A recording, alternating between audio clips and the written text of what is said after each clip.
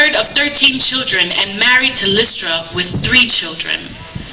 Mr. Harrigan attended the Old Easton Primary School and graduated in 1972 and was called to teach by Mr. Edison Hughes. His teaching career in mathematics began at the Island Harbor Primary School in 1972 and continued through 1974. In 1974, he was transferred to the Morris Vanderpool Primary School as a mathematics teacher. In 1975, Mr. Harrigan attended the Antigua State College to become a trained educator. There he received mentoring and conducted several months of practicum teaching in mathematics. In 1977, upon graduation with a certificate in mathematics from Antigua State University and a diploma from the University of West Indies, Mona, Jamaica, Mr. Harrigan returned to his home to teach. He spent a further 3 years at the Island Harbor Primary School teaching mathematics. In 1984, he graduated with a bachelor's degree in social science. His emphasis was in psychology and education. This course of study was coupled with 4 years of college-level work in the discipline of mathematics.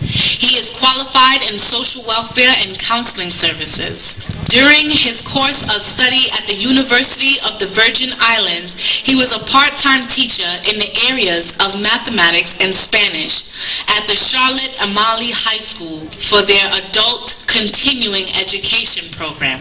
In 1985 to 1987, he was the only minority teacher at Greenwich Village Neighborhood School in Manhattan, New York. He planned curricula for the 7th and 8th grade in mathematics and science. He was also the head teacher of this department, addressing the needs of students in GVNS. During the course of 20 years, Mr. Harrigan has been an effective educator in New York. He worked from Manhattan to Queens to Bronx to Nassau County.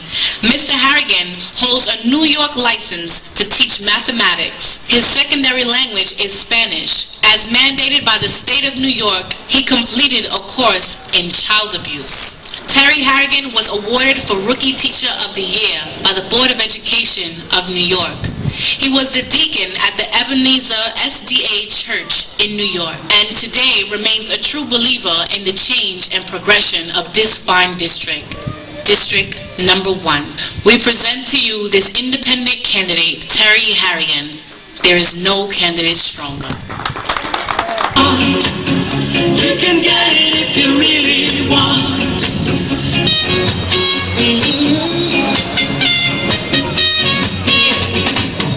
Persecution you must fear. Family and friends, young people, I want to thank you for your presence here tonight. I come here simply to describe to you what is going on in Angola at this moment. But before I do that, I would like to thank those of you who have come out in large numbers, particularly because I have been your teacher. It's a pleasure to have served you, and it's a pleasure to see you serving your country. I came out to tell you that in this year of politics, in this season of indifference, we can ride the storm. But I want to say thanks, special thanks to my wife who has stayed back here to give me some support, and to my family of origin as well. I know full well that we are a close-knitted family, and politics will never divide us. We have come to a time where intelligence must rise above the storm of indifference that labors in our hearts in this country. I had scripted something well, but I think based on what I've heard, it's not necessary to dwell into that. But I want to say, I'm particularly concerned that so many years ago, as I taught in this district, the children listened, the children learned, and the children performed. But now, as I come back here, I see there's a sea of indifference, but it's all right.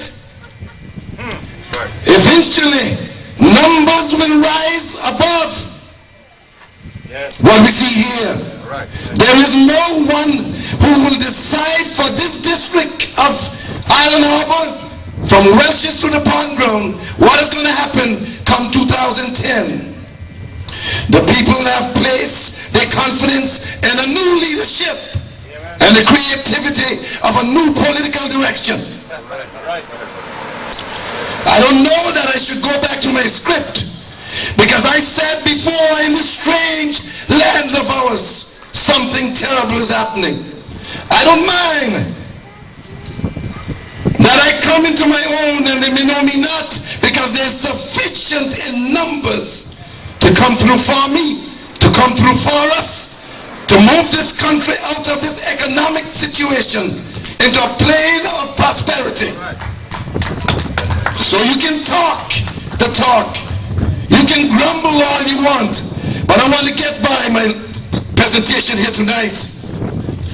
I want to thank everybody. I want to thank the law-abiding officers for the manner in which they're conducting themselves. I want to thank my cousins. I want to thank everybody from every hamlet, every village, every district, every town in this place of Anguilla. It's a privilege to be home. I don't know about the other candidates in this district, but I have conducted a survey.